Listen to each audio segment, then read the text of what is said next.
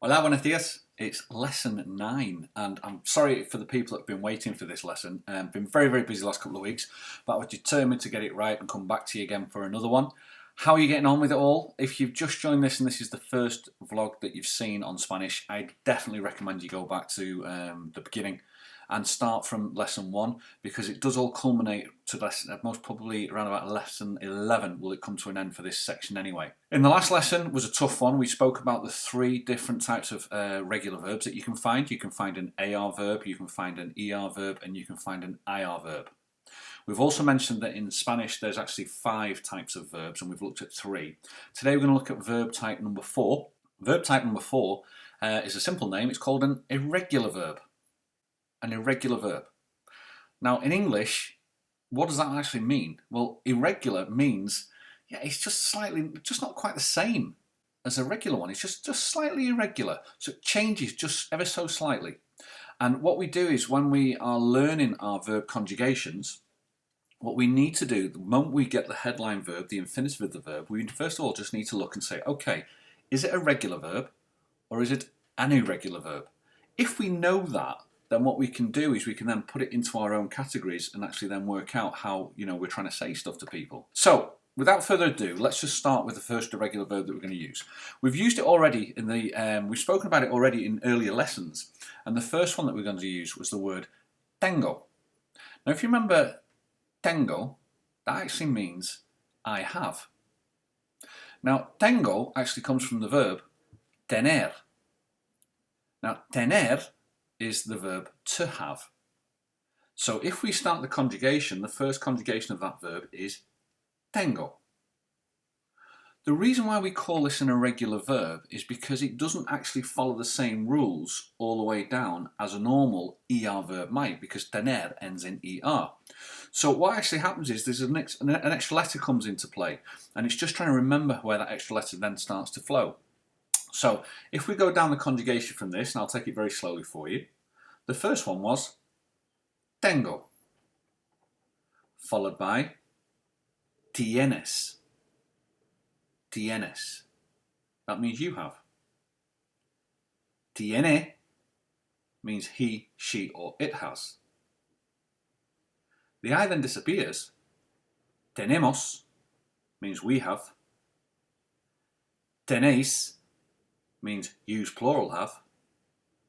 Tienen, that means they have. So you see this I keeps dropping in and dropping out. Now it's okay because it happens a lot with a lot of the irregular verbs, and they all tend to follow the same pattern. You just need to know where it comes in and where it doesn't come out. Most of the time you'll find that I will disappear on conjugation number 4 and 5. Okay? So if we look at it again, tengo, tienes, tiene.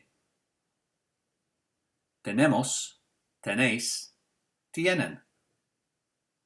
Tengo, tienes, tiene. Tenemos, tenéis, tienen.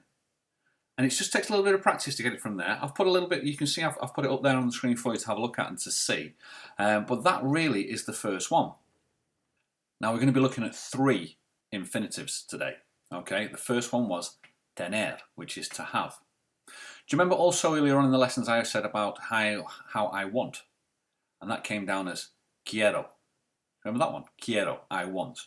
Well again, that's another what we call irregular verb. That comes from the verb querer, which means the verb to want.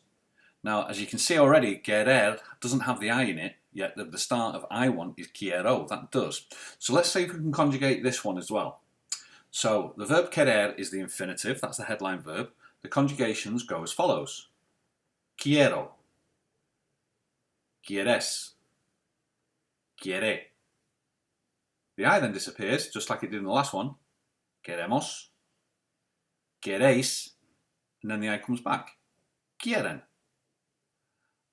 I want, you want, he, she, or it wants, we want, yous want, they want. Quiero, quieres, quiere. Queremos, queréis, quieren. The verb to want. The final one we're going to look at is another one, which I don't think we've touched on it earlier. It is the verb, I call it the verb to can, because it's like I can, you can, he can, she can and all that. It's actually to be able to, because that's actually what the headline verb, the infinitive verb, is called. And that verb is actually starts, the infinitive is poder, and that is to be able. I call it to can, but it's to be able, because I'm going to say I can and you can. So if we conjugate that one, this one has a different sound again. So have a listen to this from poder. Puedo. Puedo. And it's like, sounds like the U and the E sounds like a W. Puedo. Puedo. Puedes. Puede. It goes back again to the headline verb like it did always. Podemos. Podéis. And then it comes back again. Pueden. Puedo. Puedes. Puede. Podemos. Podéis. Pueden. So when I'm teaching myself about the verbs, the first thing I need to know is, first of all, what is the verb? And then I need to know, is it a regular verb or is it an irregular verb? Once I know what it is, if I can get the first two conjugations of the verb, I can actually then create the rest for myself without actually having to have any lessons or to look at anywhere, because it all follows the same sort of rule. As long as I get the first two, tengo, tienes, so I know that follows the rule of tiene, tenemos, tenéis, tienen. Quiero, quieres, I then know it's going to be quiere, queremos, queréis, quieren, and so forth. So the thing about it is there's going to be a list of verbs, of regular and irregular verbs. Don't worry about it. In the next couple of lessons, I'm going to show you where you can find all these verbs and how you can then work it out, and it all makes sense. But first of all, what I want you to do, I wanted to first of all introduce what is called an irregular verb. Because once you understand the irregular verb, and then you understand the structure of the irregular verb, what you can do is you can put that alongside your three verbs of regulars, A-R-E-R-I-R, irregular. And then you can start from there. There's only one more to go, and we're going to look at that in the next lesson. So, good luck with it, as always. Don't forget to leave the comments below. Thank you very much for the people that are sticking with us and enjoying it themselves.